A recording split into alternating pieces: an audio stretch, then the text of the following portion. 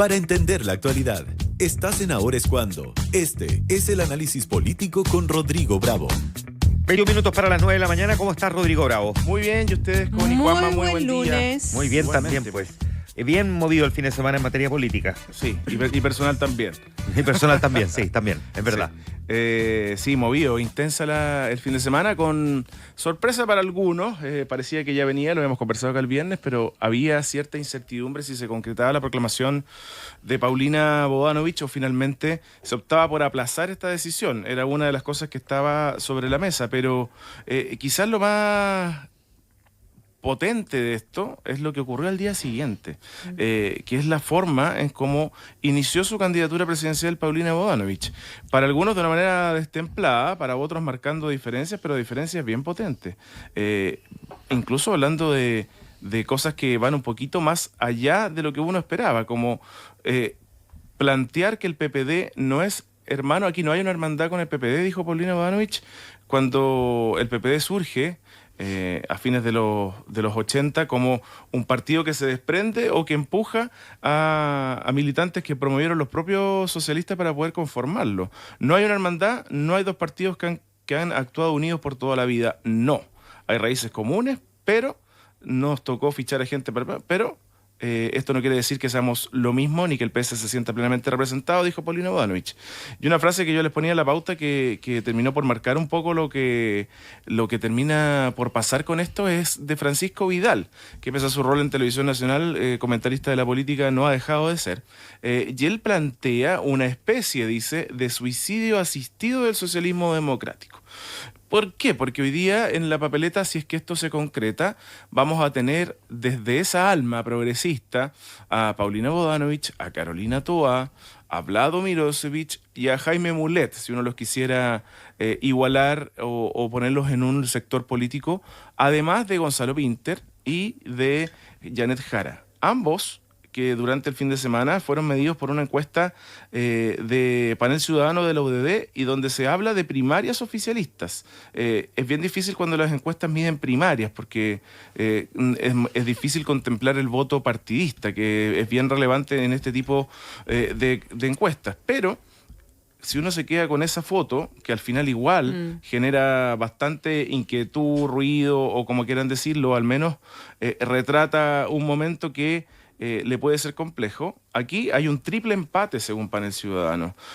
Carolina Toá con 28, Gonzalo Pinter con 28 y Janet Jara por encima de ellos con un 30%. Eso en el escenario con Marco Enríquez Ominami dentro de la primaria, lo que no ocurrió en el Partido Radical finalmente. O sea, Marco, por ahora, perdón, paréntesis, nadie lo ha invitado y el Partido Radical no lo va a invitar, que era la única posibilidad que tenía. El Partido Radical debería decantar su opción por Paulina Bodanovich, si es que esto se concreta y finalmente llega a la papeleta. Y claro, lo de Marco Enríquez terminó de alguna manera en la esfera de invitarlo como figura independiente a participar de la primaria, lo que me costaría creer que ocurra. Por eso, claro, no tiene sentido invitarlo cuando ya tienen suficiente invitado a la fiesta, digamos. Mucho, y que además dividirían el voto del socialismo democrático, sin duda, porque yo buscaría por ahí. Yo he escuchado, Rodrigo, que hay quienes creen que no van a llegar toda la papeleta de la primaria. De los 6 que hay, podrían quedar la mitad o 4. Me atrevo a apostar que eso que no va a pasar, o sea, que no van a llegar todos.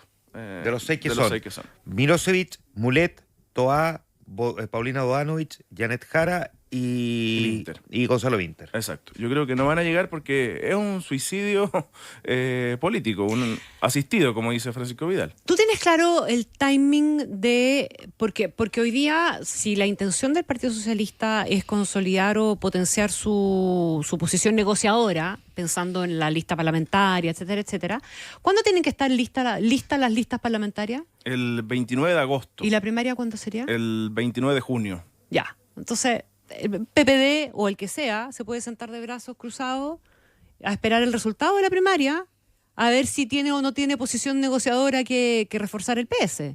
Claro. Porque el PS le puede ir pésimo en la primaria, eventualmente, o a otro, digamos, que quiera jugar un poquitito con eso. Entonces, hoy día no conviene negociar una plantilla parlamentaria antes de las primarias, po. Porque además lo que insisten desde el PS, Connie, es que el PP no tiene nada que ofrecer. Entonces son ellos los que en verdad tienen ganas de que les ofrezcan algo, no al revés. Pero efectivamente al menos si uno revisa las mediciones que hay hasta ahora, Paulina Bodanovich no aparece, o aparece en esta misma panel ciudadano UDD con un 1%, pero hay que ser justo, no era candidata hasta ahora. Yo conversaba con algunas figuras durante el fin de semana y creen que por el simple hecho de ser socialista va a tener una aparición que no tenía en las mediciones y que eso le va a mermar votos a Carolina Toá. Que si uno se va a Plaza Pública Academ durante el fin de semana y en pregunta espontánea, Carolina Toá tiene una baja considerable. Si vemos cómo ella parte en la carrera presidencial a mediados de marzo, el 14 de marzo, la última medición que le da 10 puntos. Hoy día, en la del 11 de abril, aparece con 4 y con una Janet Jara que arremete con 5. Menor, obvio, pero una baja considerable a Carolina Toá. Y pareciera que es una noticia aparte. Yo creo que los candidatos presidenciales que no están en el radar habitualmente pueden estar más tranquilos también. Evelyn Matei consolidando un primer lugar en esta mención espontánea con un 20% de las aprobaciones y un Johannes Kaiser empatado prácticamente con José Antonio Kast 15 y 14. Parte de las medidas que hubo, o de las mediciones más bien que hubo durante el fin de semana, pero les decía yo que el tono de Paulina Bodanovich es parte de lo que ha marcado la agenda y que ha generado una suerte de versos que me costó entender que apareciera tan rápido. Durante una entrevista que dio a Mesa Central, ella, Bodanovich, dijo que le preocupaba una de las propuestas de rebajarle el impuesto a las empresas sin ninguna otra contraprestación.